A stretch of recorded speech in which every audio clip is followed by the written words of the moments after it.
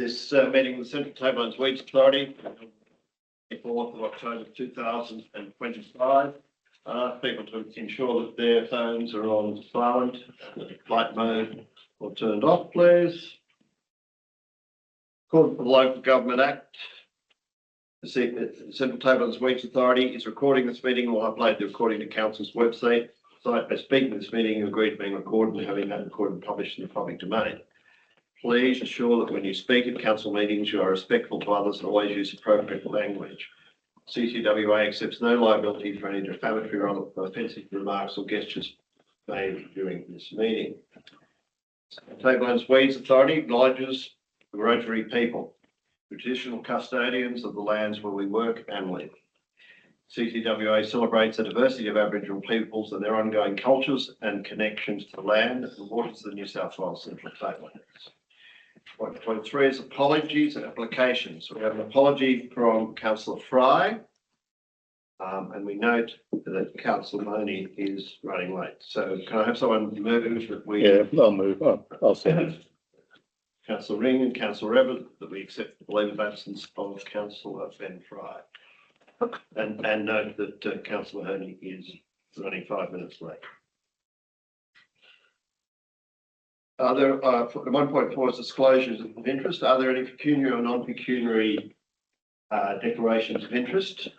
I make one, and I think Councillor Graham will make one just in relation to confidential item 6.2, only insofar as the material that is disclosed and will probably come before overall council in the future. There would be no difference in that, but we are members of the council of overall council, which will consider tenders for roadside spraying, which would include a tender for CTWA. You all happy with that, Councillor Graham? Presentation. We have a presentation from the Audit Office of New South Wales, and I think we wanted that to occur at a time this happened away. We might just quickly deal with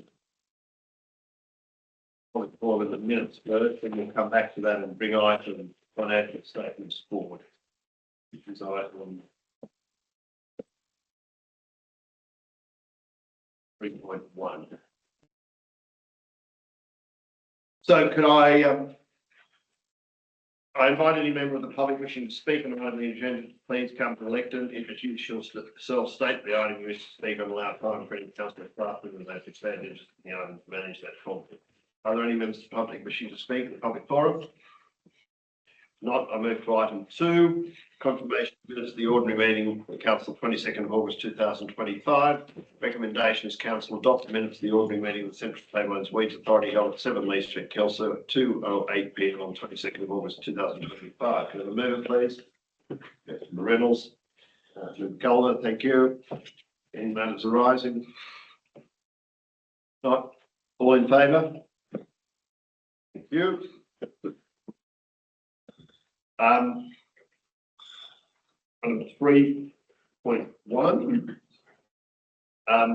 is General Manager for the Audit Office of New South Wales report on the financial year annual audit. Recommendations, Council note the report from the Audit Office of New South Wales, the audit 2025 statement. 2, Council authorised the chairperson, deputy chairperson, and general manager to sign the statements by council to amend the general purpose and special purpose financial statements according to section 4132C of the Government Act 1993. 3, the general manager to be authorised to sign financial statements electronically to the Office of Local Government by 31st of October 2025 in accordance with legislative requirements. Move, please. The Gulliver, second, please. The Marine, thank you. I note we have a verbal update provided by the Audit Office, and I'd ask the Audit Office representative to undertake the presentation, please. Thank you so much, Chair. I'll take the report as read. However, at a very high level, it's very similar to last year. We'll be issuing, or we have issued, a clean, unmodified opinion this year. In terms of some of the key audit issues and risks, they remain very consistent with the annual engagement plan that we've issued earlier in this calendar year.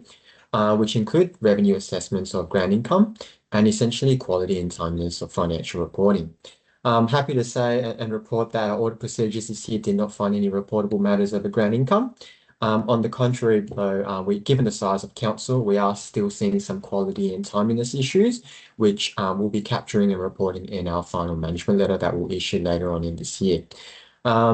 We've had very early discussions with Michael since he's joined the council around some of the process improvements, and we're very much looking forward to working with Michael. I think we've got a clear path forward in terms of closing off some of those matters that we'll be looking to raise in the future audit. So happy to take any questions that the council may have. Questions from members?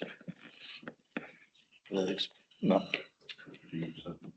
Member Reynolds, you're looking with a grin on your face. Does that mean you're asking a question? I suppose I'll ask one. So with regard to the management letter, it will be issued. So were there any concerns about the previous management letters? They're not necessarily concerns, I would say. It's more just given the kind of the lack of segregation of duties, if you really had to boil it down, just given the size of council and just how many, employees they do have. In terms of some of the prior year matters, we've had them as moderate, but nothing is rated as extreme or high. So nothing really as a red flag that I would like to flag to council as an area of concern, to be fair.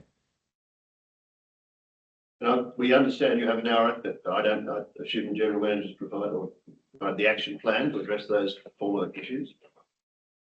Yeah, we did initially have, I believe, Tim's action plans, and on his way out, we did get an update that most of it will be closed off. But based on some of our audit procedures that we've performed in the year, we are still seeing, the issues are still present. But I think in terms of having the early discussions with Michael, there's a clear action plan in terms of how to address those and how to close those out. So I think we'll be working very closely with Michael just to make sure that we see those through. Right. When do we expect the management letter? That would be coming around, I believe, in November. So by end of November, the latest would be early December. But we'll look to put that on skates and send that across to Michael for management's review very shortly. Thank you. Any other issues, members? Thank you very much. We greatly appreciate your time to the presentation today. Note you've got a few others this afternoon. Thank you very much. Thank you very much, all. Thank you. Thank you. We go back to 3 recommendations, which have been moved to second. Is there any further discussion on those? If not, I put the motion as per the recommendation 1, 2, and 3. All in favour? Carried unanimously. We go to item 3.2, review of Westpac bank users and signatories. The recommendation is that Council 1 endorse the execution of a letter of delegated authority dated 24th of October 2024, authorising any two of the following officers to act jointly on behalf of the Upper Macquarie County Council in relation to banking and financial matters with Westpac Banking Corporation. Colin. Councillor Bruce Reynolds, Councillor Ben Fry, Councillor Stephen Ring, General Manager Michael Jones. 2, authorise the Chair to sign the letter of delegated authority on behalf of the Council. 3, direct the General Manager to submit the executed letter of delegated authority to Westpac to ensure all relevant internal records are updated accordingly. Could I have a mover, please? As per the recommendation, is the motion? Yes. And a second, Councillor Ring. Councillor Reynolds, Councillor Ring. Councillor Reynolds, do you want to say anything? Not really. It's tidying up and making it easier to process the delegation to sign off things. So, and it's sort of cleaned up the bank account record. We previously had signatories on the account, so it's now making it. The 3 new members are the members of the Finance Committee. Good. Any other discussion? I was going to say Bruce said, but he beat it to us. So the motion is as per the recommendation. All in favour? Carried unanimously. Thank you.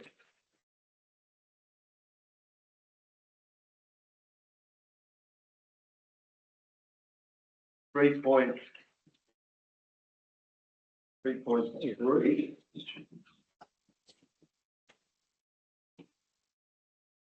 The Investment report. Recommendation, council notes the investment report as of 30th September 2025. And the motion, please. Councillor Ring, as per the As recommendation. per the recommendation. Second, please. Councillor Goldman, thank you.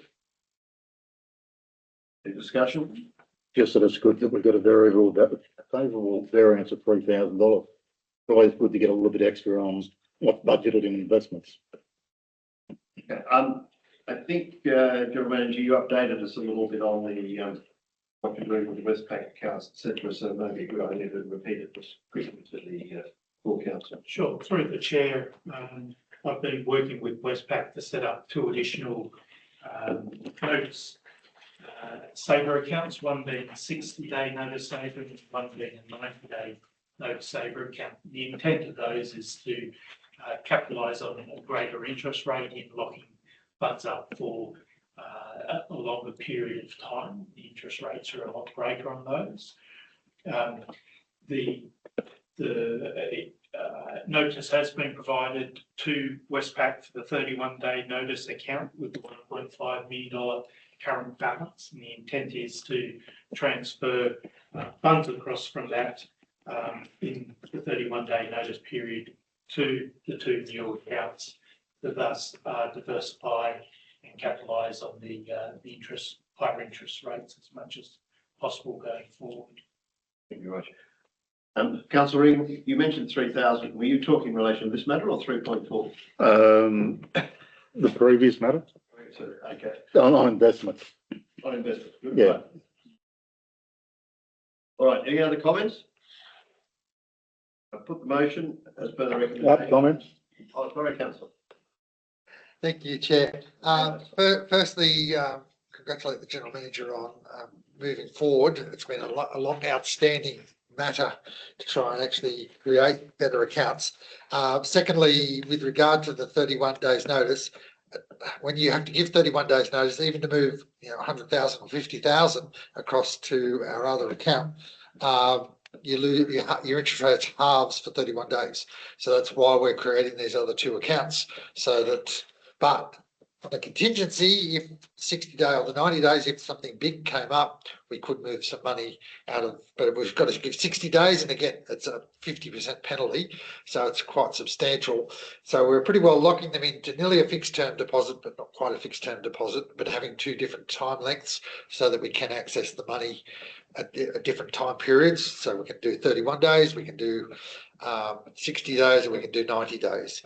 Once those, and it would be $500,000, as I think the General Manager mentioned, across to both of those accounts, so both of those new accounts moving forward. I do have a question though through the chair to the General Manager, and this is probably more about cash flow, which comes out of this, with regard to WAP funding. And is there any indication that WAP funding will be earlier this financial year, or are we still looking at potentially March or April or even May with regard, because that's $350,000 or approximately about that amount of money, which does have a big impact on our cash flow. Through the chair, I don't have anything concrete that I can relate to council at this point. We are watching the matter closely, and as soon as we're aware, we'll communicate that to. So we haven't had something like where they've come up with FAGS grants, obviously federal, had indicated that of financial assistance grants that they're going to do those quarterly, I think it is, isn't it? Sorry, Chair. Oh, to the councils, they were going to introduce FAG grants, I thought quarterly or something. So As part of a FAG. not that a FAG has anything to do No, with this exactly. financial. They might follow it with WAP. So, and just to clarify, this financial year or at the end of last financial year, they paid 50% up front for this financial year, and the other 50% for general councils is paid quarterly at 12.5%. I think that's right, isn't it? For 50 over the forward term period. It's unknown at the end of this financial year whether they'll reduce it further. It was reduced from 85% upfront payment to 50% this financial year or last financial year, at the end of the last financial year. So there could be even a further reduction as they bring back, because it was made as an emergency payment under COVID. That it was, most of it was brought up front, to help those councils. So now they're winding it back, but WAP funding is purely state government. Yeah. But within those financial assistance grants, there is actually a weeds component that the general constituent councils receive. But I had a question through to the general manager: have all 4 constituent councils now contributed their contribution to operations funding? Yeah, through chair, yes, all 4 councils have made their contribution. So there is some funding that's provided to each council from the Commonwealth for weeds, but it's a very small component of what our constituent councils actually pay back to provide to the county council in operations.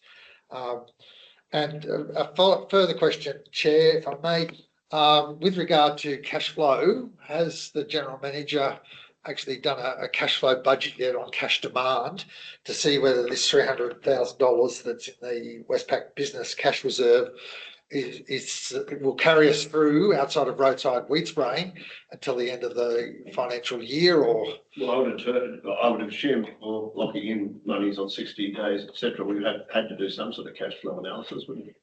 I'll ask the Chair, chair. I have done a Yes. cash flow that did indicate that those funds will be sufficient from a working capital perspective. Thank you, Chair. Thank you. Any other questions? If not, I put the motion 3.3, all in favour? Aye. Thank you. We go to 3.4, quarterly budget review statement, the period ending 30 September 2025. Recommendations of council made for QBRS for the period ending 30 September 2025. Can I move please a motion? Councillor Reynolds, that's the recommendation. Yes. Seconder, please, Councillor Reid. Discussion on this? Yes. Chair, want to congratulate the general manager on creating a brand new QBRS that's much simpler to explain. It runs along the budget line, so we can actually see each of the budget items, whereas we were given just totals in the previous quarters. So it's a major advancement forward. Then you can see where, or ask questions on why certain things have gone above. And I'll highlight one, for example, in expenses, other expenses, which was to do with signage, I believe, General Manager. And so it was a one-off that was accounted for in the previous financial year, but wasn't taken into account with regard to expenditure. So it was carried over, expended early in this financial year. And it was on behalf of, I believe, a number of councils, if not all the councils within the Central Tablelands Local Land Services, to undertake these roadside weed signs. So, and that's come out all at once. So it's actually distorted the bottom line, the results. So if you read the summary, which is the first attachment 1, it's projecting a net profit or surplus, I would rather call it, of just over $3,000, $3,674. Whereas true indication, it's probably actually better than that. But this will come out as the financial year rolls through, and there's some other expenditure that's come up front. But some other expenditure will come down the back, particularly insurances, as far as I'm aware. A lot of those come up very much up the front. So it's much easier to actually see each of the categories. So if there was an overrun in wages or another area, we would actually be able to see as members far more clearly how each area is performing. So I can again congratulate the General Manager on providing a much more comprehensive QBRS that gives us a pretty good indication of how the authority is going. I do, however, then have a question of the General Manager. And normally, and it may only be the first quarter that this is not provided, but in the past, we've been able to do adjustments if there have been changes or foreshadowed changes. So is the intent to provide another table with potential adjustments if they're needed in the latter quarters through the chair to the General Manager? Through the chair, there are new requirements that have been implemented regarding QBRSs and reporting of QBRSs, and the current template that I'm providing is not fully compliant with that, so I still need to work through that. And part of that would be a column for adjustments to be made and shown accordingly. So yes is the answer. Thank you. Thank you. Any other discussion? I was going to say I thought there was a requirement currently to raise any and you're doing monthly reports. So if there are any material changes, you would be raising those issues within that, which is what happens with most councils. Yes. Certainly if it's material. If it's not material, well, it's not as important. I also was very pleased with the presentation of this report and with the business papers on this, the total business paper package. I thought was much improved. Excellent. And I did pass on my comments to the general manager to say that. So this was one of the various reports I felt much improved. Any other discussion? Yes. Yeah, I just want to support what you just said about the report. It was great. And I like the graphs in the next report, etc. I know we're not doing all that, but generally they were excellent in providing summaries of inspections, etc. Any further comments? Not, I put the motion as the council notes on BBRS for the period ending 30th September 2025. All in favour? Carried unanimously. Thank you.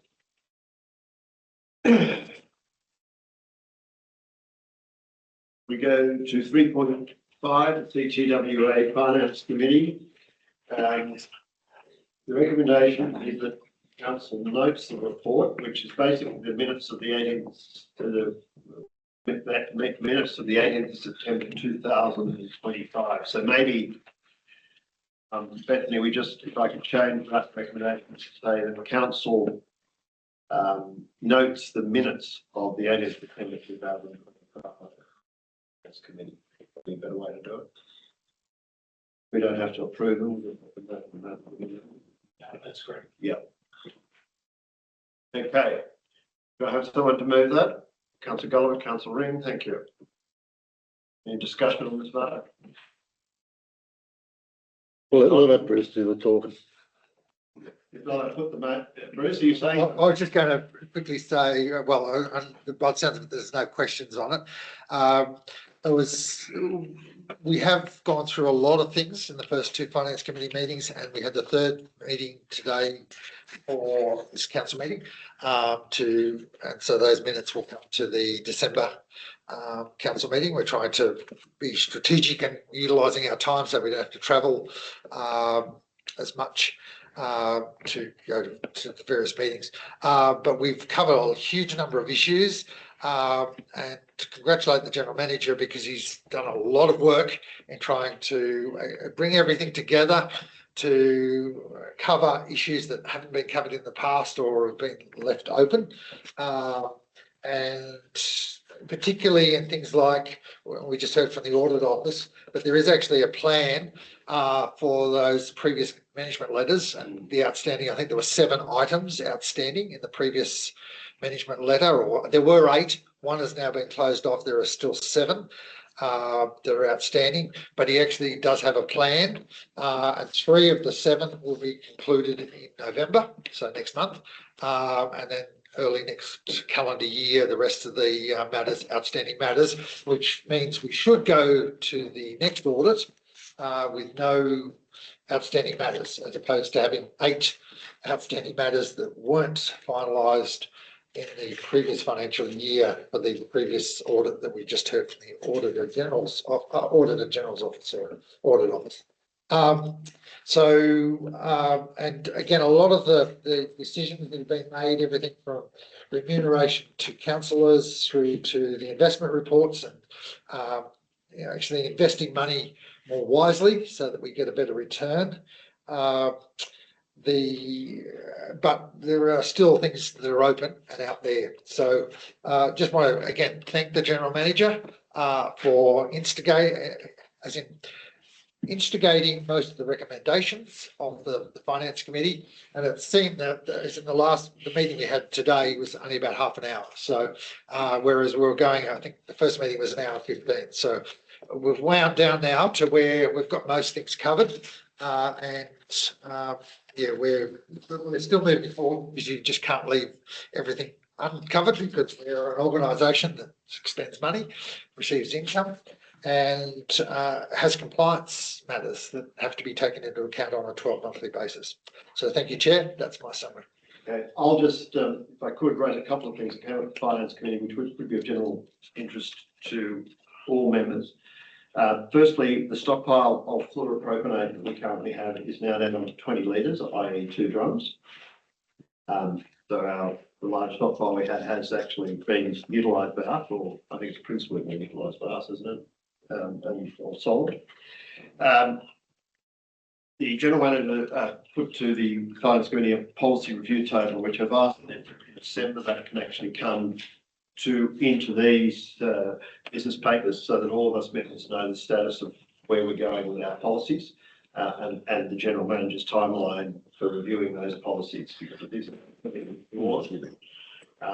they're the two issues apart from obviously working for a replacement person on our ARIC at the end of the year because of the retirement of one member, which may also mean a new chairman as well. They're the only issues, are the major issues with that. You all right, Tony? Oh, yeah, I'll just start a coffee fit. All right, if nothing further, I put the motion as per the recommendation that council notes the report. Well, I think it was council notes the minutes, the 18th September 2025 of the Finance Committee. All in favour? Thank you. Carried unanimously. We go to item 4. Biosecurity Operations Manager's report. Recommendation is that council notes the report from the Biosecurity Operations Manager. Member, please. Councillor Ring. Councillor Reynolds, thank you. Councillor Ring. Look, I think the staff have done an impressive job in increasing the number of inspections, and I think they should be congratulated on it. As well as the ones that are over 90 days, they've been reduced significantly. I think we're on the right track. Things are moving forward. Reynolds. I've got a couple of questions about overdue. So with regard to 90 days, given that we seem to have just about broken the back of the 90 days, but there are still a few outstanding, but not a huge number. But should we now be starting to look at 30 and 60 days and actually have a report on how many are 30, how many are 60, so we can see what's coming up? Because while we've set the benchmark as 90, realistically, you probably want to set it as about 30. That you shouldn't be having too many over 30 days overdue, rather than the current 90-day benchmark. So again, no decision, or I'm not making a recommendation, but could we potentially have a report back on whether it's possible to actually have a 30 and a 60-day and a 90-day? So hopefully 90 days is sort of removed and 60-day becomes the benchmark, if not 30 days eventually becomes the benchmark. We can, but we also have to remember that there's some periods that are not, amenable particularly to inspections, like the middle of winter for some weeks. And sorry, I'll ask Just one thing. Chair of Biosecurity. Sorry, through you, Mr. Chair. Just keep in mind that 90-day past is 90 days past the end of when the landowner had to do the work. It's not 90 days past when the inspectors were going to go back and inspect, because we give them at least a 30-day grace. So really your 90 days have been late is only 60 days have been late as it is. So if we shorten that 90-day to the report so much, you're going to be looking at stuff that we're not, well, we haven't gone back and inspected because it's not been inspected yet. So, well, maybe though, at least a 60-day, because that gives you 30 days for the producer plus 30 days as a potential report. So as a suggestion, Chair. But anyway, I'm more asking for a report to come back, not a decision of the council today on the practicalities one way or the other and implications to the council on having a 60-day report. Because that, again, the challenge has been, while we have a 90-day report over, some of those could have been a year. But we're only reporting for 90 days. And it's great that we're seeing, I think there was 19 left, yeah, that's right, I think, as at the end of September, and maybe that's even reduced more. But you'll also have more coming on after 90 days as well. So it's more to try and see what's in the pipeline, what's coming up. So maybe 30 days is too ambitious, but possibly a 60-day and after the due date and then 90 days. So that we sort of have an idea from a council how we're going, whether more resources need to be made to actually undertake inspections, etc. So I'll leave it through to the general manager. I don't think he needs to answer anything today, but whether he could have a look at that and maybe provide a 60-day and a 90-day. But I did take on board the Chief Biosecurity Officer's response that 30 days is probably being way too ambitious, because it's at least 30 days after that till the inspection takes place. I'd just like to learn, which I've raised a couple of times, is the number of inspections in Oberon seems quite small in the table on page 25.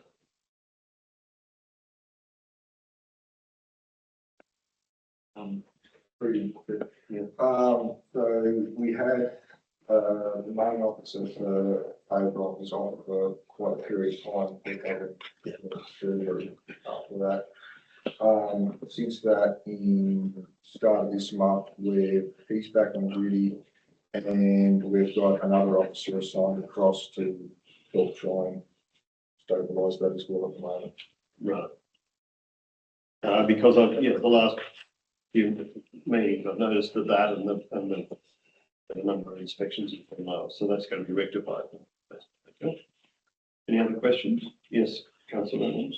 I was going to ask if those tables could also be, sorry, not tables, the bar graph be tabulated, so put in a table format so we can actually see the numbers as well, like column tables for each of the four. You've got a legend on the side which indicates 40, 20, 0. I know, but as in, so for Oberon in January, how many were done? I would say that it's probably 2. I'd rather have a definitive number, Mr. Chair. Sorry, easily have the numbers appear at the top of each of the bars. I mean, I think this is very good because it's very illustrative, and it, you see, and you can see what the high points of the inspections are and the low points, obviously. Yeah. I mean, obviously, these are inspections. They're not first inspections, not second inspections. They're cumulative inspections, aren't they? But I suppose I was a little surprised that Lithgow's inspections went right up during May and June. I'm thinking, well, June inspecting Blackberry, I suppose it's okay, but it's probably just about a leap for. Sorry, Minister. Yes. Great part of that in Lithgow was that break there. Okay. So we had to pull everyone from everywhere to go and deal with that. That's why there's that massive spike. Plus there was pressure from Councillor Rigg to do more inspections from the last meeting, I remember. Of course, yeah, no, I got them after the meeting and I mean, I can understand, Yeah, I remember in all council areas, there was a spike in May, and I'm assuming that that's the end of the blackberry spraying season, so obviously people should have done their work by then, so that's why there was a spike in that. I can understand that for all councils, there was a spike in May, so that makes sense. graph envy is so bad. It really is. Mr. Chair, I suspect that's roadside. Oh, is it? Part of May is also the roadside inspections after we've. That comes in there as well. Okay. So that's sort of bumped it. Well, partly May and June, but the main one in Lithgow for that June was the that road pit. We'll get to drop everything and go and deal with that. One of the things I've had numerous comments about, I'm sure you're aware, is the amount of ruins that's actually are in the flower at the moment everywhere. Hearing in places that I've never seen it before on sides of roads in particular. Yes. And I don't know what we do about that with our roadside program, because obviously we've got a roadside program, but there are some quite large infestations. Even forestry raised it in our meeting, and we'll have to comment on the letter you received from forestry at some stage. I don't know when you would like to do that. Might be appropriate now. through the chair, I received email correspondence back from Forestry Corp yesterday afternoon indicating that they partake in a roadside spray program current financial year. And the amount of kilometres eludes me. I think it was around 60. 60 is what, when we went to the meeting, we said 60. 60. And we said $800 a kilometre. And so they've agreed to the increased funding amount for the current financial year, which is very pleasing. So that means we can do it in tandem with our roadside spraying at the same time, basically, rather than they were only got their budget for 20,000. Yeah. Yes. Thank you. Yes, Bruce. Supplementary on that forestry. So is it going to be spread across the 4 LGAs? So it's in line with our current spray program. And I think from memory, and my colleague will correct me if I'm wrong, but this year there's no spray adjoining forestry land in Lithgow. Is that my correct? Yeah, LGA? well, there is a But it has allowed for the spraying in Oberon, whichever way Oberon goes. Yeah, they're just getting ready for the wind turbines. It's all good. Sorry? So I'm just being smart. So I have a further question, Chair, but not on forestry, just back to the report. So we used to get a report, may have appeared in confidential, I can't remember, with regard to first inspections and second inspections, to sort of get an understanding of how many new we were doing. It doesn't appear to be provided in either report. So is that no longer going to take place, or we? So through the chair, feedback from prior meetings was there was a lot of confusion in the way that we presented results previously. So the tables that you see in this month was an attempt at simplifying the operations of the business. If councillors do still wish to see a breakdown further of first and second, then we can work on that and bring that back at following meetings. I think it does assist. It's first inspections and re-inspections. That could be inspection 2, 3, 4.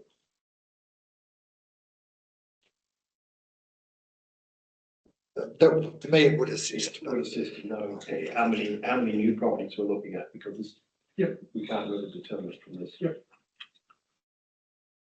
Any other discussion, members? I think so. If not, I put the motion as per the recommendation for 4.1. All in favour? Very unanimous. Thank you. We go to 4.2, penalty infringement notices. Recommendation council notes report from the Biosecurity Operations Manager. A member, please. Guided Council Member Ring. Thank you. I mean, General Manager, I think you can comment on this because you've made a comprehensive review here. So through the chair, we've been conducting a review of a lot of our processes across council, and one of them being the issuing of PINs and how we're recording those and tracking those. And so we've been reaching out to Service New South Wales, working with them to do a full reconciliation, and that process is taking longer than expected. It's not as easy as you would expect to get clear visibility across all of the work in this space. So I'd rather have accurate results and results that we can hand on heart say that we're confident with before we present those back to council. You. Member Reynolds. So given we've got no report here, we used to sort of get an update of have we issued since the last meeting any further pins, or have we stopped issuing pins at this point in time, or what's the situation with? 10, it was 116. But previous check. No, so we still still issues in following that process through. So there's been the exact number from my head, but we have issued a few pins since the last meeting. But yeah, it's more just, don't get me wrong, but just ensuring that the numbers that we're trying to report back to you are accurate in terms of especially things like who's currently paying or not paying within the revenue system. So, which is proving to be a little bit trickier than to find out from revenue, because obviously some people are paid up front, some people are paying things off over time. So, Through the chair, I think it's really important that we're able to reconcile their system to our system. And at the moment, that's providing a bit of a challenge. So I want to ensure that we've got that right, so that I'm giving you numbers that can be verified. So a supplementary chair, we will still get reports on how many new pins are issued. It's just the outstanding payments. And you may also, some pins you actually under managerial responsibility or delegation actually then withdraw. So that'll be all in future reports. It's the report at the moment, we're just holding off providing any information until you've got everything in line, and then you'll provide everything again. Thank you. Absolutely. That be for the next meeting? We're aiming to. I think in the report, we're aiming for the first council meeting in 2026. So not the December one, but the first one of the new calendar year. Thank you. Any other discussion? If not, I put the motion as per the recommendation. All in favour? We now move to item 5. Item 5.1 is code of meeting practice. Can I move, Chair, that we go into the committee of the whole? Can I have a second, please? Councillor Graham, all in favour? Thank you. What I want to do is go through the non-mandatory provisions, but there are a couple of things we have to determine before that. I suppose is just looking at the 3.1 is we've set the frequency, time, date and place of our ordinary meetings, and we're happy with that currently. Yeah. Yes, right. When we move to public forums, which is item 4, and although it's obviously a mandatory provision, this has been a little bit contentious with councils as to how they hold this, whether we set a time frame. So what I think we would be asking, and I can give you some provisions from the COGON meeting, is that we ask if anyone wishes to address the council, they notify the general manager within at least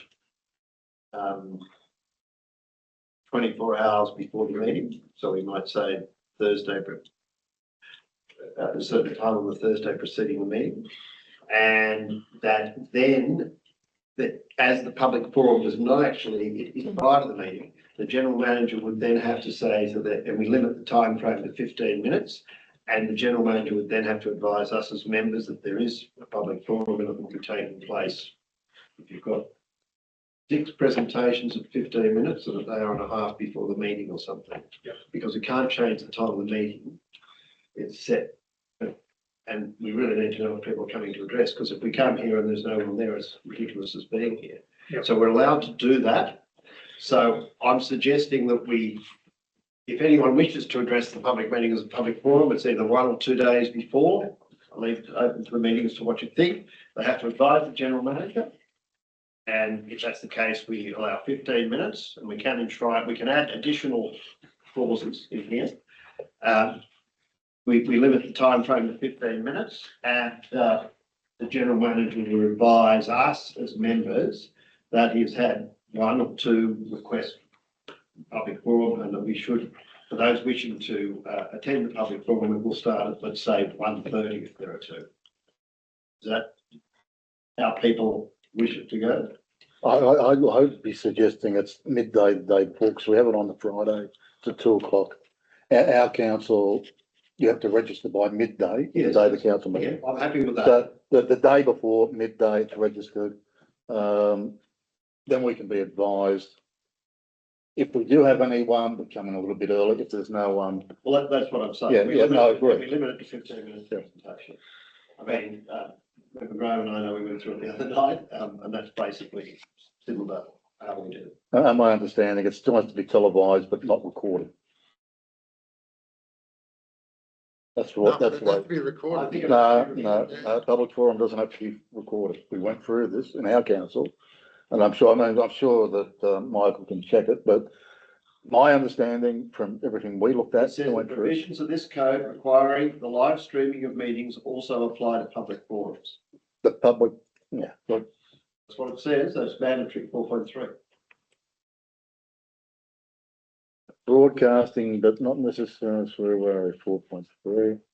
So, Member Graham, I think what we agreed the other night, though. Yeah, 15 minutes a bit long. Bathurst, I think has 5 minutes. All right, 5 minutes. I'm happy with And, what- Public forum. Hmm. Shit, we have half an hour, sorry. Yeah, but 5 minutes per speaker. Five per speaker, okay, Yeah, well, that's, with the we do ability 3 to minutes. extend as you need to. So- Sorry. Yeah. With the ability to extend to a further 5. But the trouble with the public forum is you really have to set a time frame, because if we start extending, we're infringing into the meeting time. And we've said the meeting's starting at this time. Yeah. That's the problem. Yeah. I mean, we could give out, if we have 2 people wanting to present and say we give them 5 minutes each, the general manager could make a decision that we start at, let's say, 1:30. Yeah. And if they go a bit longer and then we have a break before the meeting, we could leave, I'm suggesting, and I think we used some wording, if we, Member Graham, about giving the general manager some discretion in that way, we could grab those words, as to how the timing, on the, you know, would be up to, for setting the timing for it, but, if you're doing that, it's getting, you don't really want to infringe on your time for the start of the meeting. No, agree. Look, if we got a lot of bookings and we go at an hour each, I think it's fair to say most of our speakers finish within 10 minutes at the max. The majority actually finish within 5 minutes at public forum. So if we know we've got a couple of speakers, we can put an outside, and we generally use half an hour's time against it. But I'm open. I don't mind coming in at 1 o'clock or before a meeting. But if you offer people 15 minutes, they probably will use the 15 minutes. Yeah, and look, quite honestly, if it was to say today, we'd be infringing on a finance committee meeting, so we might have to then readjust the timings of that to start. But so what are people's views on time per speakers? Well, where we are, and we give them 5 minutes and they want to reduce it to 3. I'd be happy to come in at, say, half an hour early, 1:30. They get 5 minutes. If there's no one turns up, we can start our meeting earlier. We can't. You can't. Can't start your meeting. Can't start the meeting early because we've actually told everyone what time it's starting. Right. That's why I think we need to leave it to the general manager's discretion, and that's why we worded it over on. So if the general manager gets 2 presentations, he can say, right, there's a public forum starting at, let's say, 1:40, right? Or if he gets no one, he says, no public forum, no one's registered. But we have to start the meeting at the time we said. Sorry, Beth.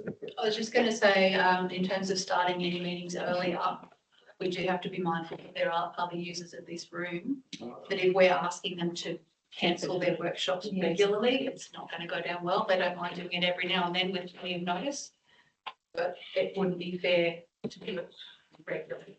Could I suggest we start it at 15 minutes of public forum? If there's no public forum, we can at least start getting into the meeting. I think 1:30 would be the. 1:30 would be okay, but generally they leave at about 12:30. History will say that of the number of meetings we have this year, we might have, at the most, we'd have 1 meeting with a public forum, I'd suggest. We've had 2 speakers this year. Yeah. So Oh, myself, when I wasn't a member, Yeah, and Right. the Rainers. that's right. History, okay. Very little. 15 minutes. Yeah, I'm happy with that. It's 15 minutes max. 3 minutes a speaker, and it can be extended by another 3 minutes. And With questions, questions are the public forum. sorry, Oh, you mean, yes. councillors can ask Can ask questions. questions, yes. So I think so we said 15 minutes. And on the basis of the information that you received by the 12 o'clock on the day preceding the meeting, you set the date, time for the public forum. If there's no room available, I'd have to be in your office. Something. Yeah. And it's not mandatory for the councillors to attend, from No, what I it's not. understand, so if councillors can't make it 1:30, but it's, at least you want the chair. Yeah, the chair, there's going to be a chairperson.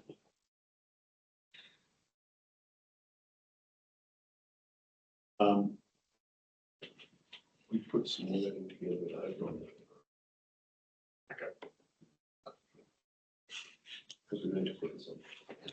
So I just thought I'd raise, that's not in the, we need to set that.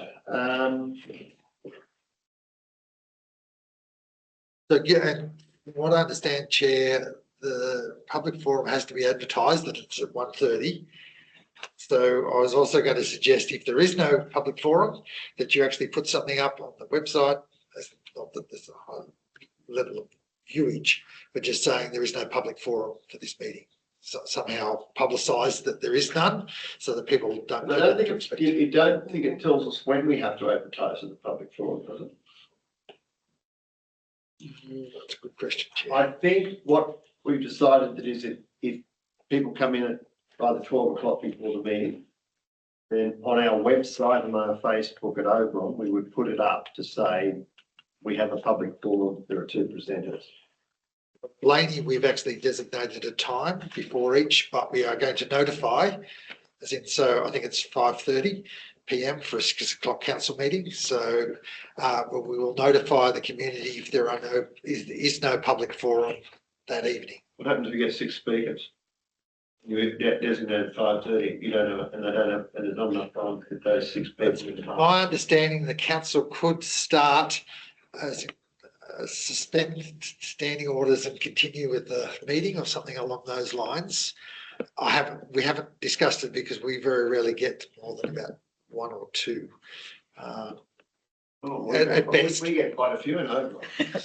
But again, my question back to you, with Oberon currently, you actually call for other people from the floor. You don't actually take bookings. So are you changing that in Oberon to now actually people have to book in ahead of But time? we still think we get quite a few bookings. Yes. Whereas we're mandatory bookings. So you can't just turn up, and it has to be on a business paper item. So it's the Presentations have to be bookings, but currently questions don't have to be. With the public forum, which is basically an amalgam, we're going to have all bookings. So does, the other question then is, with regard to the public forum, does it have to be only on the business paper? Yes. Okay, that's, because you can have matters outside, but you have to actually document that you will accept other matters. Well, the public forum mandatory provision says, on items of business to be considered at the meeting. Okay, It's very clear, 4.1. Okay. If we go through to the non-mandatory provisions, so I don't know what people got before. You've got the model code in front of you. Okay, that's it. Has everyone else got a copy?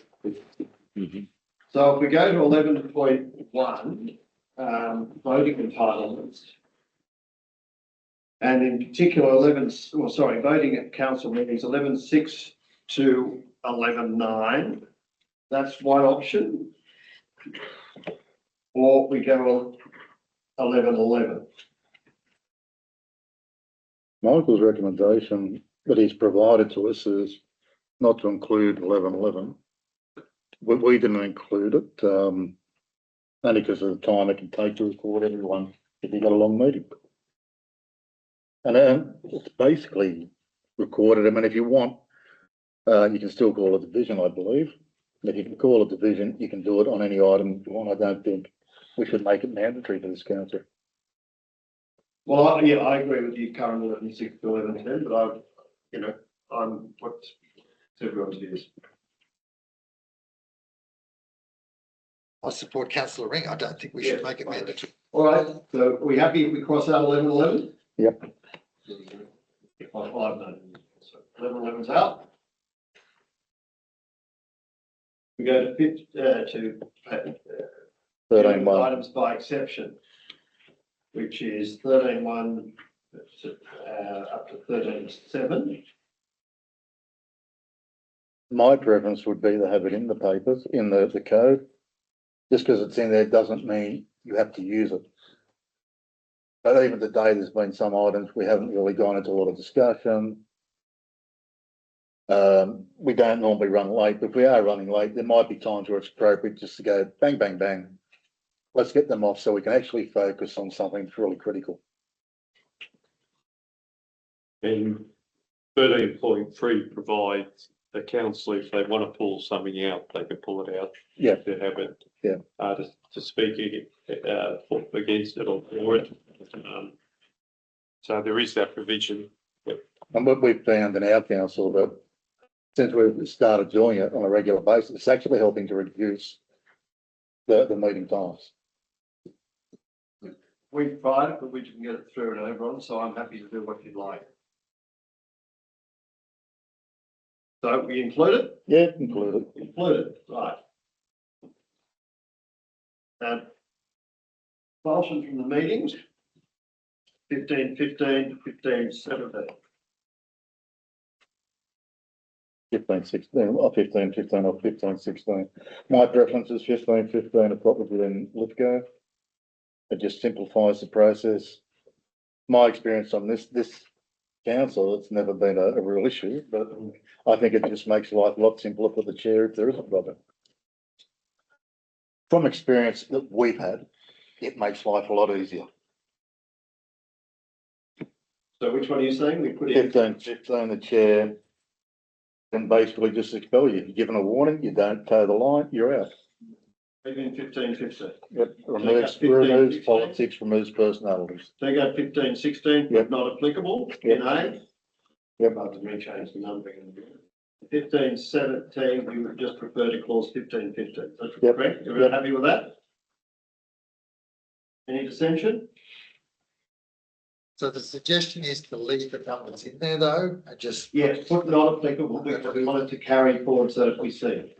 Yeah, I either put not applicable or NA beside it so the clause numbers stay in. Yes. Right. Not sure. This one, thank you. 17.10. That's not applicable to us, it's about DAs. That's right. So. Applicable. Yep. So we can say not applicable. Yep.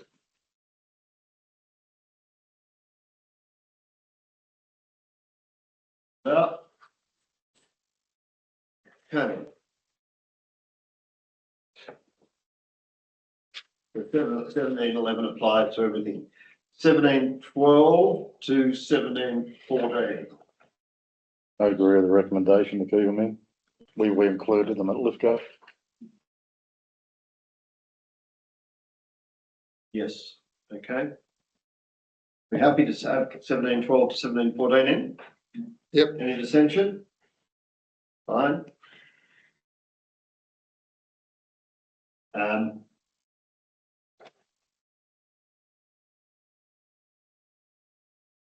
We haven't dealt with recommitting resolution. My apologies. Yeah. So we've got 17.15 to 17.20, which we'll have to look at your model code of practice because it's not in the summaries here. Is it easy if I read that? 17.15, and these are these are optional. Despite the provisions this part of council made, with the leave of the chairperson, move to recommit a resolution adopted at the same meeting to correct any error, ambiguity or imprecision in the council's resolution or to confirm the voting on the resolution. 1716, in seeking the leave of the chairperson to move to recommit a resolution for the purpose of clause 1715A, councillors to propose alternate wording for the resolution. 1717, the chairperson must not grant leave to recommit a resolution for the purpose of 1715A unless they are certified that the proposed alternate wording of the resolution would not alter the substance of the resolution previously adopted at the meeting. 1718, a motion moved under 1715 to be moved without notice despite any other provisions of this code. Only the mover of the motion referred to clause 17, and the chairperson, if not the mover, can speak to the motion before it is put. Motion of dissent cannot be moved against a ruling by the chairperson of 1715. A motion moved under 1715 will leave the chairperson can vote on unless it's been seconded.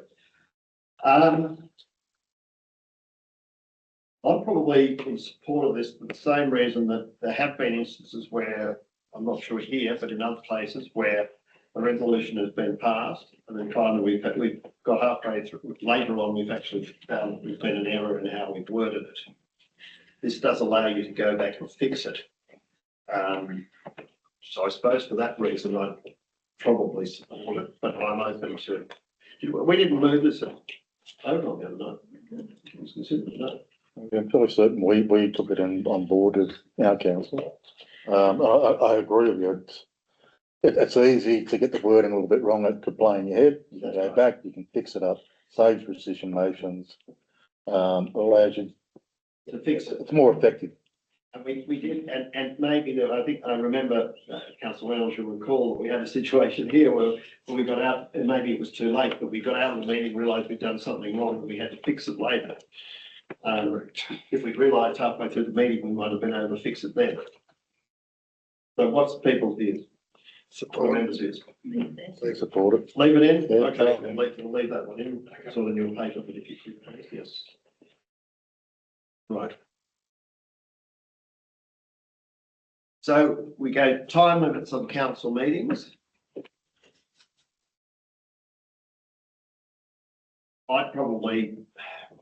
I'd speak against this, only because I find it very hard, and I know from Open's experience, we have meetings that go a long time, but sometimes it's worse delaying trying to have a second meeting where you're halfway through, you don't know where you're up to, and it can be a nightmare. That's the benefit of having exceptions, because you can get rid of a lot of the stuff that's not relevant. We've had meetings that go on to midnight later, and they're a drain on staff and councillors. Our meetings are now finishing at a much healthier time, but we do have a time limit of, I think it's 10:30 with an extension of half an hour. If it's not done in that time, it gets transferred to either an extraordinary meeting or the next meeting. Well, I don't think we're likely to get into that situation. No, I don't think we are either. So I would argue that we don't have it because I think we have to try and avoid truncated meetings where possible, because you lose a lot with the meeting. I know we had the issue about, I hope you're not here for the time of the meeting, but the staff get tired and everyone gets tired. But on the other hand, if you get halfway through a meeting and you've got to come back saying a lot of the subjects later, it becomes quite difficult to reconnect, if you know what I mean.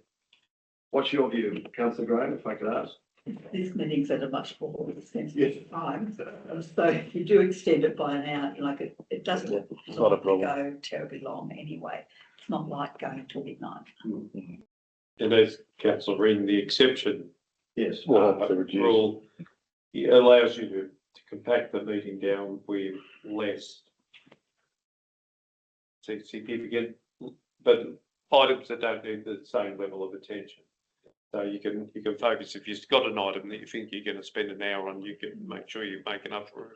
But it certainly has changed our meetings. It's quite common for them to be touching on midnight, and there's a big fatigue level, and whether your decision making and your information you're getting is good.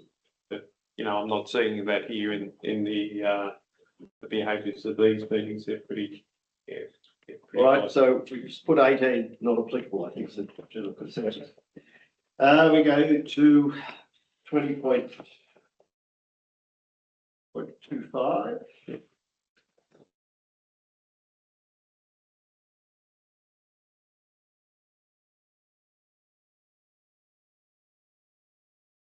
I would be suggesting that we probably don't include 20.25 on our basis of what we previously said when we weren't recording the names of councils who voted for and against. So if we're not doing it at council meetings, why should we do it at committees? Which would include the finance committee. If someone wants to do it, they can call a division. Yeah. So we 20.25 not applicable. Yep. Any dissent to that? Sorry.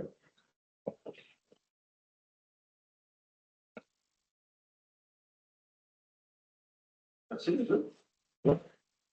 Thank you.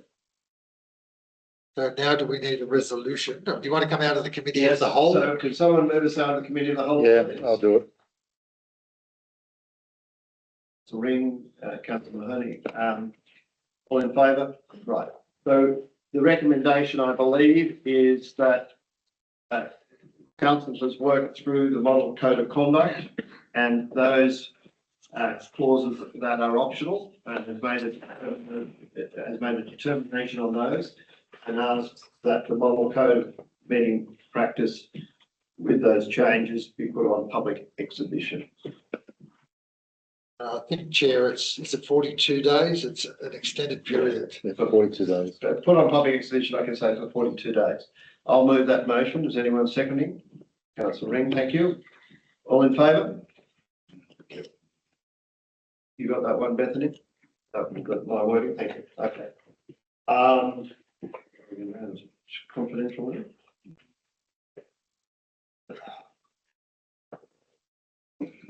Yes. There's another. I've got the pavement has come fast, so that's it. 5.3, 5.2 office Christmas closure, sorry. Recommendation is that council notes the report. Can we move, please? Councillor Reynolds, second, please. Councillor Graham, thank you. Any discussion on this? No, the Christmas closure period. All in favour? Carried unanimously. 5.3 is council's 2026 council meeting schedule, also noting includes a December 25th meeting. Recommendations, council adopts proposed meeting schedule. Meeting on the 25th of December. Sorry, Friday the 12th. 2025. They had me worried for a minute. Sorry, I thought you wanted the Christmas meeting. Well, if you want, it's not a problem. You happy to come in at Christmas, Bethany? Oh, yeah, big bottle. Okay, well, let's just move the recommendation. Okay, do we have the mover? Do we have a mover for the council meeting schedule? Thanks, Rambles. Okay.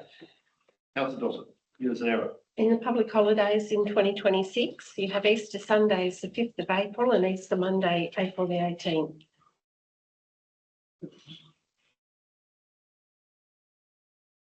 Which obviously should be the 6th.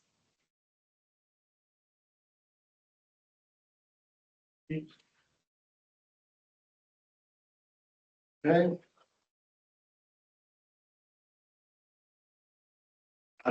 Just speaking to this, I did speak to the general manager on this, and we decided to include a meeting on the Friday the 12th of December because between now and February, otherwise we wouldn't have a meeting. So that's a long period of time. So is everyone happy with that? Yep. Councillor Reynolds? A question, so we're looking at a workshop from noon on that date, on the Yes. 12th, and then We have some topics for the workshop. I mean, the workshop fine, we've got some topics. Do we have a topic for it? I don't know, it was scheduled in that we're only going to have a workshop on that date. That's right. We've now put a So the meeting. question, do we need a workshop and a meeting, or are we just putting a meeting? Are there any topics we need to discuss at a workshop if we were to go at 12 o'clock for the workshop? Make it a meeting only. Workshop if required, but otherwise meeting only. Excited by the members on that one. I don't have anything. No one's coming up with an idea for a workshop, so unless we've got an idea, let's just have the meeting and worry about the workshops next year. Maybe that could be an item, one of the papers in the meeting about potential effective workshops, yeah, what they could focus on. Unless, Chair, you wanted to review all the policies or something to go through and have a No, discussion. because December the meeting. general manager is putting a paper, he's going to include the paper from finance and this time updated. to show his schedule. And if there are any policies that are ready to review, I will go into the meeting to review minutes in the meeting agenda, business papers to review. So I don't think we need a special item to do it. No, unless, And if the general manager wants to discuss the enforcement and compliance policy or something that's in a lot of detail that we need to go through, but that's a matter for the general manager to say, I want to have a workshop on it. Not at this stage. No, And but if, if there are some policies that that have been revised, then they will come as normal business plans. this is an additional meeting in any case, isn't Yes, it? yeah. So I think that we've got enough time there. I mean, there's a reason why there's not normally a meeting held in December. So I think the reason we condense it as much as we can where applicable. Absolutely, but otherwise, if we hadn't had a December meeting, we would have been 4 or 5 months Yeah, before. and that's quite correct. So I agree with the fact that we're having it, but I don't think we need to overcomplicate it by having workshops just for the sake of No. having a workshop. All right, so we all in agreement with the schedule, noting the change in public holiday date? Yes. Any dissent? All right. I put the motion as per the recommendation. All in favour?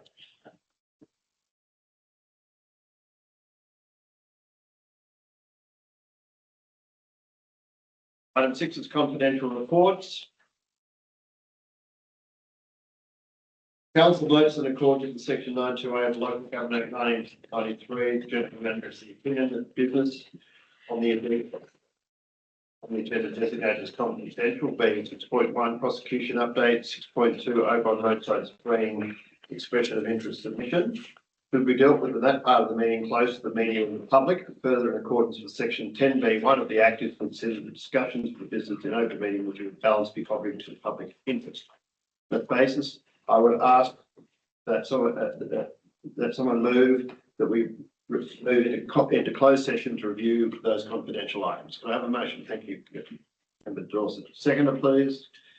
Member Graham, all in favour? Can we cease the recording, please? I don't think there's anyone in the public. If anyone in the public gallery, they'll have